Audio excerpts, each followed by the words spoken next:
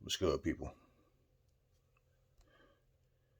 Let's check this video. About Charlo's journey to this fight, and happy to discuss those. But the reality is, when a super fight like a Canelo versus Charlo fight falls apart, you just have to regroup, move to the next best thing. Whether it's it's going to be Munguia or in this case Sulecki.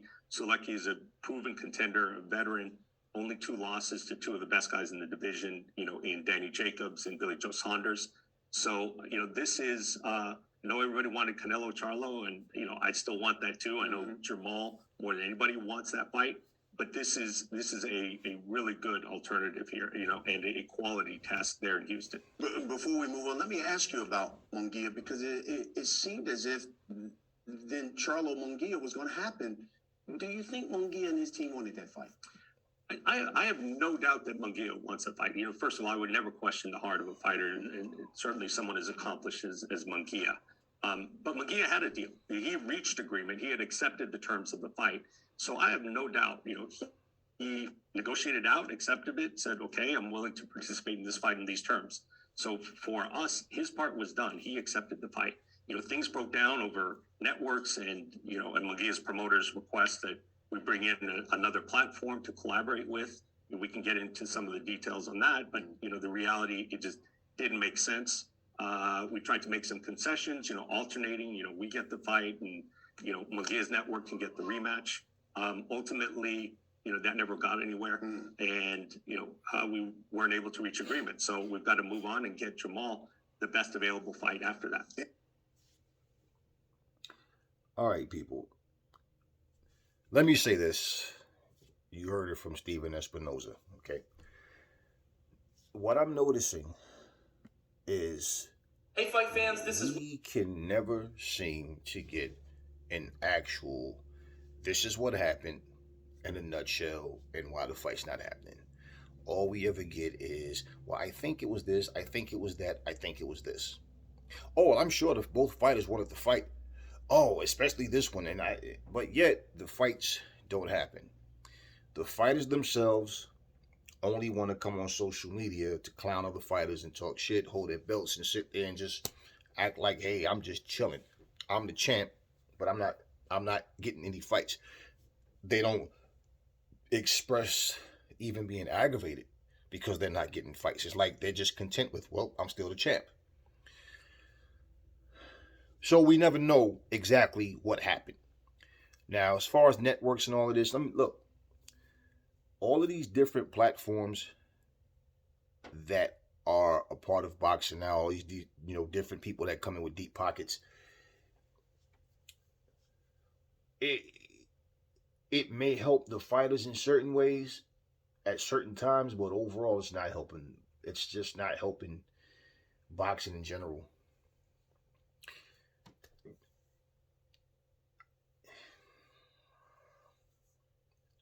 I'm not even going to say that if they did it the way the UFC does it with its no WBC or it's just one champion for every division. It's just a champion. The only thing you might have is an interim champion or something like that.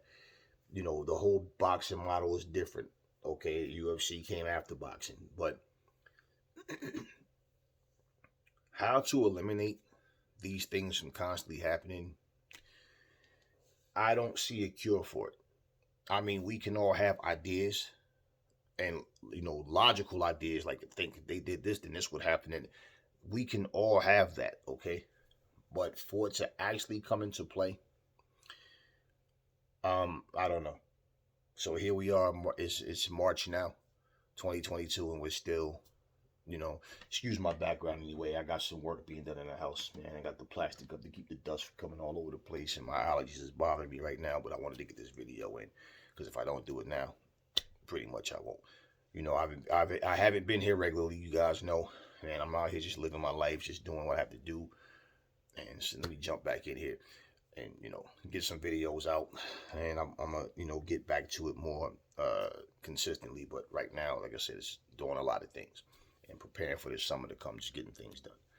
All right. So anyway, basically, we really learned nothing from that video other than, okay, there was problems in negotiations, but no Charlo versus Canelo, no Charlo versus this guy that, um, Canelo was supposed to fight this cruiserweight guy. Then we had about the Bivol fight and all, and it's always just like when I hear these fanboys say things like Canelo or any fighter, oh, they can do what they want to do because they have proven themselves and they've done this and this. And of course, these are the same guys that complain about Floyd doing that, but it's okay for somebody else to do it. But at the end of the day, no, as long as you're lacing up these gloves and you're getting in the ring, people want to see you fight. But certain people, they don't want to see you fight. And I believe clearly that Makabu fight, nobody wanted that fight. And I believe that it was like, nah. The reaction to that fight was like, nah. Aside from just Canelo fans just wanting to see Canelo, nah. Nobody cared about that fight. And as far as, Charlo versus Canelo, yeah, that's definitely the fight we wanted. I can care less about all the, taking sides of, oh, this one's ducking and he's ducking and whatever. Um, like I said, if the fights happen, cool. If they don't happen, I don't lose any sleep. Cool. I just give the boxing news. I do enjoy boxing as a sport. I enjoy all, pretty much combat sports, but it's one of these situations where now you're just hearing more stories on top of stories on top of stories that really don't get you the answers that you need. So I feel like what needs to happen, in all honesty, is that if they could somehow, evolve the business, change it to where, and I would have to say, getting rid of all these different sanctioning bodies, but we know that that's not going to happen. Any other alternative or whatever it is that, like I said, we can come up with ideas with that. I don't see anything changing. I see the same thing going on. It's too many people trying to make money off of boxing. It's too many people making money off of boxing. And like I told you, there's guys that if they're getting 1.5 million a fight, they're like, shit, I'm good, and they just don't feel the need or the urge to push to make the fight happen. It's like, no. And like I said, I'm not against anybody trying to maximize their dollars, man. But in all honesty, the majority of these fights have been stopped not because fighters are scared of each other, but because it's like that money is not where it needs to be. I understand it, but at the same time, it's just getting to a point where that's just all they care about. That's first and foremost where, and they should want to be well compensated. I'm not knocking them for that, but it's the type of thing where if you, the paying customer, okay, are going to sit down and watch a fight just because it's a fight, but at the same time, you're really going, oh, I'm not even interested in this fight. You have that power to say, nah, I'm not watching this fight. Honestly, I feel like the best business model that we can make up is in here, to the point of I'm not watching this guy or that guy or that guy or that guy sit here and use us to keep getting money and fattening their pockets, and they're clearly not fighting the guys we want to see them fight.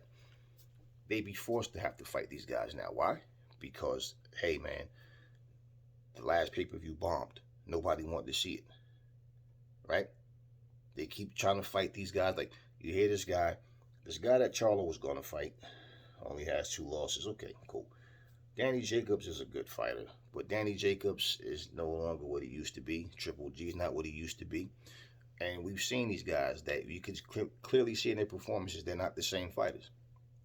So, even with those 2 losses to those 2 guys, it's not like Charlo beating him was going to make people celebrate that shit.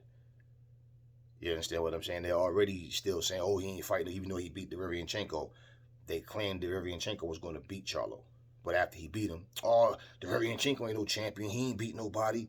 Oh, he lost to Triple G in it. So it's always going to be the people that, that have something negative to say is going to be the loudest people in the room. Charlo versus Triple G. Triple G's 39 to 40 now, right? We've seen his last performance, and you can see, okay, he won, you know, and he got the guy there. What, 5 rounds, I think it was, but whatever it was. But at the end of the day, you could clearly see Triple G's not the same fighter. Charlo beats him, it's going to be, Charlo ducked him. He waited till he got old, blah, blah, blah. He's still not going to get his credit. If Canelo fights him, well, they had a rivalry, so, now they want to settle it. No, they can't, because both fights that they had, Canelo got the win. And regardless to the people that thought Canelo lost, the point is, in the record books, he has 2 victories over Triple G. So what's the third fight going to prove?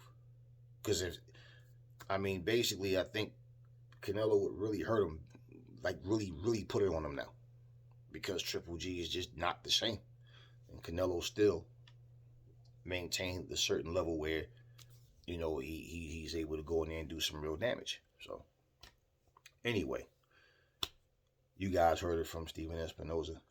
It is what it is. No Charlo fight with Canelo. Now this fight's off as well. So what does this leave Charlo? Guess we'll see. Never fall in love with lies. Remember, the truth brings hate out of people, and I will catch y'all on the next video.